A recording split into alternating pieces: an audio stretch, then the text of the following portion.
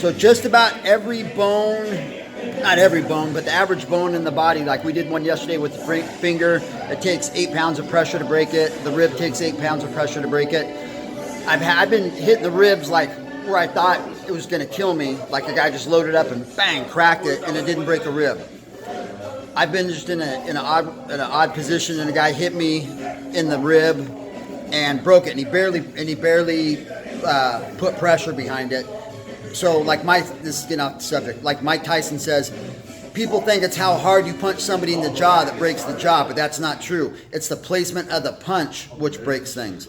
So right now, and we don't use this normally in fight training, I'm just kind of using an illustration. We're going to punch and break a watermelon. Say it takes 320 pounds of pressure to break a watermelon and only 8 pounds to break a finger, which I believe that. Because if you get an egg is strong. Look how fragile that thing is. You can put some weight on an egg and that thing will hold. So here's what we're going to do. Once again, come on, you guys. So we're going to go out here so it'll make a big old mess out of this whole thing. But I'm going to try to prove a point. I don't want to get this watermelon all over the gym.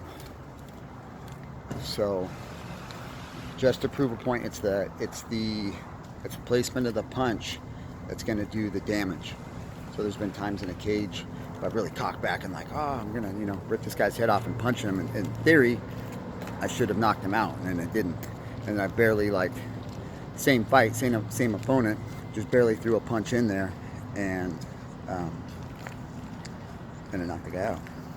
So here's what we're going to do. I guess we'll go get on the trash. Okay, so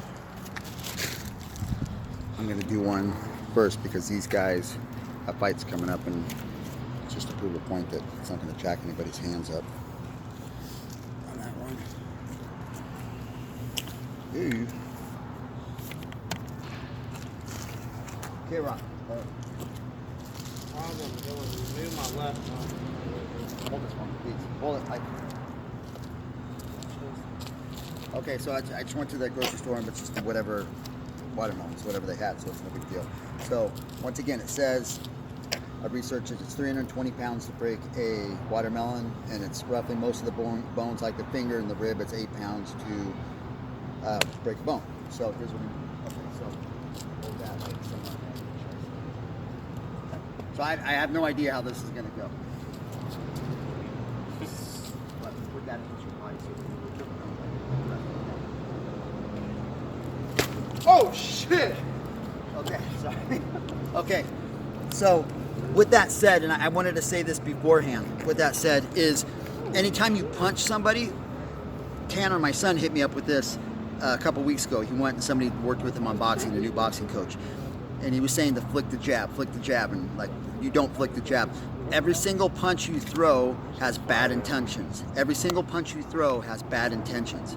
Okay, so, these guys are stoked. They got watermelon now. So I just picture it, and when you punch something, you don't want to punch to it, you want to punch through it. So when you punch somebody in the head or the face, I'm not punching at the face, I'm punching through the back of the head. So ideally, it's kind of the same thing with the watermelon. Imagine that's somebody's dome. And once again, I'm not punching like, oh, I want to punch and break his nose. I'm going to touch his nose and go all the way through the back of the head. Like if you were to shoot, like for example, a watermelon, the bullet coming in is really small, but the back of the, when it exits, it's big. Okay, it's the same scenario with the watermelon. So I'm going to have these guys bust some watermelons up and you get an idea how this is going on. You don't know? Now you know watermelon's good. Let me give it a shot. Cool. I'm trying my left. Okay, yeah, so no. It's okay to say this or whatever. So he's been fighting like every 6 weeks for the past year. We've been fighting a lot. So he's a little bit beat up right now. So we're gonna, even to prove a point, his dominant hand is his right. We're gonna put it together with his left, just to prove a point, kind of thing. Cool, no. Oh. You see it? Perfect. Go. Ha! Ah! Ha! Ha! Ha! Woo! So, Get you in the sink, coach? man, watermelon smells good. Okay, so with that said, okay, so that was even better. He did it. He did it off the lead hand, off the jab hand. And this goes back to the story I said a second ago. Tanner asked me, this boxing coach said to flick the jab. You're not going to flick the jab because you need to put pressure behind it. Because if you can bust somebody's skull with your jab, I mean, how easy is that? Okay, it wasn't my best fight. I won the fight, but my last fight was a boxing match. I won with the jab, TKO, and yada yada yada, whatever. So we drill the jab. We probably drill the jab more than any other punch. Yeah. Like 80% of what we do. Yeah, 80% of what we do is we just drill the jab. The jab is the most important punch in boxing or fighting. The jab is. So, okay, now we're gonna put Tristan. We're gonna put Rocky behind this. And here's a funny thing. So I got Rocky with me, and he looks like a young Rocky from the movies, like Stallone, like no joke. That's a young Rocky right there. And behind him, no, that looks like the Russian dude. I get that all the time. So I got the Russian dude from Rocky, and I got Rocky. It's crazy. They're both about the same age. So, okay, now we're gonna put Rock behind the test and see if you can't break what Jay-Z says. You can't break a grape in a food fight. So we're gonna see if you can't break a watermelon. You probably shouldn't be fighting. Man, this is good, huh? Hold on.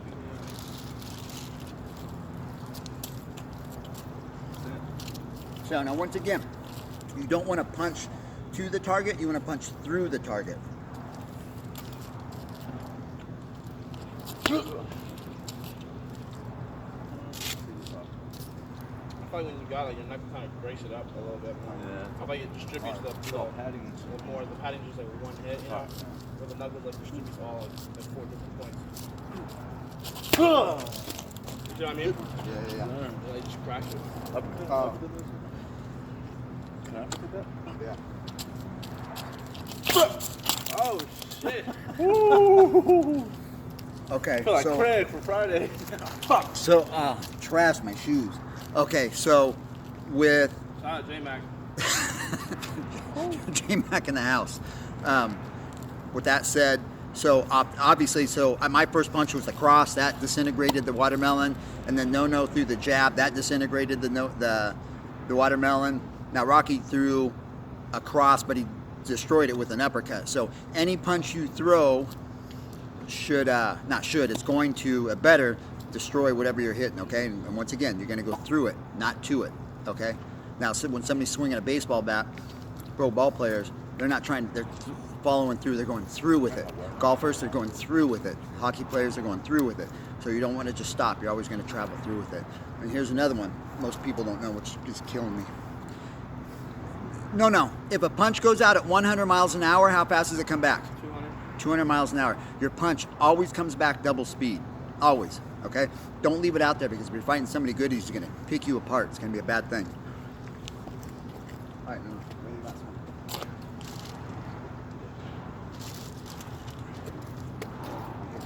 I don't know. What should I? Wait, uppercut, bro. No, I will like this. From the beginning. Okay, so here's now this is going to make a bad thing worse. So Nono's going to throw a rear knee off this thing and just completely send this thing where I don't know. Ooh. So like back in the days, the old guys or the older guys, old school guys would say, this is a BB, but the knee and the elbow is a cannon.